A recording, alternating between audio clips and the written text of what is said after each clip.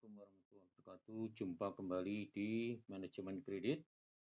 Hari ini kita akan belajar chapter 3 tentang risiko dalam berkreditan atau risiko berkreditan ya. Tadi kita udah belajar di chapter sebelumnya bahwa menyalurkan kredit itu membawa risiko, sehingga kita perlu tahu risiko apa yang ada dalam pemberian kredit ya. Jadi identifikasi risiko dalam pemberian kredit itu menurut Basel Committee on Banking Supervision atau BCBS, yaitu suatu komite dunia dalam supervisi bank, bahwa risiko kredit adalah potensi kegagalan peminjam untuk memenuhi kewajibannya sesuai dengan ketentuan yang telah disepakati ya. Jadi risiko tidak terbayarnya kredit itu namanya risiko kredit menurut BCBS. Kemudian berdasarkan PBI, Peraturan Bank Indonesia nomor 1125 PBI 2009 menyatakan bahwa risiko kredit adalah risiko akibat kegagalan debitur dan atau pihak lain dalam memenuhi kewajiban kepada bank ya.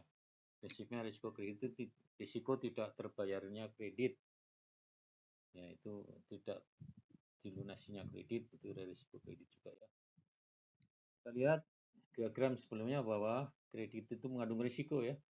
Di mana kredit itu ada perjanjian kredit, ada jangka waktu. Karena ada jangka waktu maka timbul risiko yang diberikan atau yang dibawa oleh nasabah pada bank, yaitu tidak bisa membayar kembali pinjamannya ya. Untuk itu harus prudensial ya, banknya harus hati-hati ya, karena bank itu memberikan kredit pada debitur, kemudian debitur harus melunasi dan membayar bunga dan biaya administrasi, pencairan, dan biaya provisi ya. Kita lihat cara mengidentifikasi resiko maksudnya, yaitu bagaimana cara mengidentifikasi resiko dalam pemberian kredit. Ya, tentunya kita harus tahu sumber-sumber risiko dalam kredit, yaitu namanya credit risk. Risiko kredit itu ada 4 sini sumbernya. Ada financial risk, yaitu risiko pada finansial, yaitu utamanya ini adalah tergantung pada karakteristik industri atau keuangan atau kinerja industri. Mungkin kalau manufaktur atau industri pengolahan itu lebih berisiko ya dibandingkan industri trade, perdagangan maupun jasa ya. Terus dicermati itu. Kemudian ada sumber kedua adalah business risk, risiko bisnis, di mana dibagi oleh posisi pasar. Apakah pasarnya jenuh atau lagi booming, itu mengandung risiko masing-masing. Kalau jenuh berarti risikonya lebih tinggi ya, kalau booming lebih bagus. Kemudian ada industri risk, yaitu risiko dalam diri industri itu sendiri, yaitu kinerja bisnisnya itu selama ini. Misalnya sekarang ini apartemen kondisinya lagi turun, itu mengandung industri risk. Kemudian ada manajemen risk, yaitu manajemen yang menempel atau risiko yang menempel pada manajemen nasabah, yaitu kondisi nasabah kayak apa manajemennya, dia mampu mengendalikan usahanya dengan baik atau kurang ya, itu mengandung risiko terhadap kredit ya. Kemudian ada sumber-sumber risiko kredit lainnya, yaitu risiko berasal dari cash cycle ya, yaitu perputaran kas, yaitu mulai dari uang kas. Kalau kita punya uang kas, pengusaha punya uang kas, maka akan dibelikan bahan baku.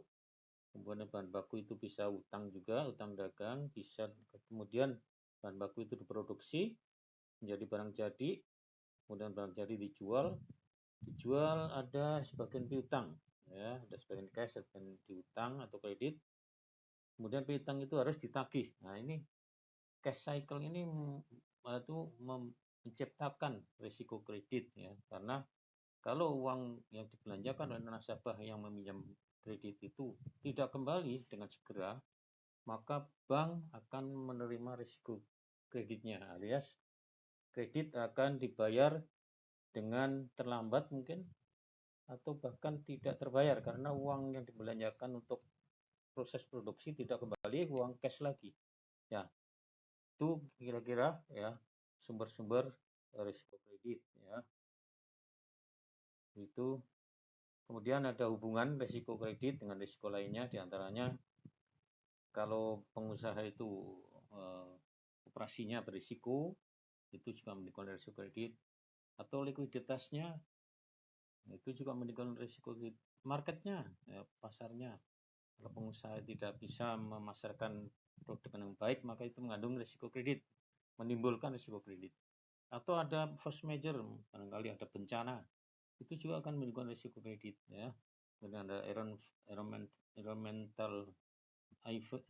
environmental risk, kondisi lingkungan ya, itu juga menimbulkan risiko kredit. Ada political risk, country risk, mungkin ada perang, itu juga bisa menimbulkan risk atau demonstrasi. Kemudian ada falas, forex ya, foreign exchange atau falas, valuta asing. Itu ada menimbulkan gejolak mata uang itu, nilainya tukar rupiah terhadap dolar. Nah, itu kalau terjadi fluktuasi yang itu menimbulkan resiko kredit. Kemudian ada interest risk, yaitu suku bunga juga menimbulkan risiko kredit. Ya, itulah kira-kira risiko-risiko dalam pemberian kredit. Demikian, sampai jumpa. Assalamualaikum warahmatullahi wabarakatuh.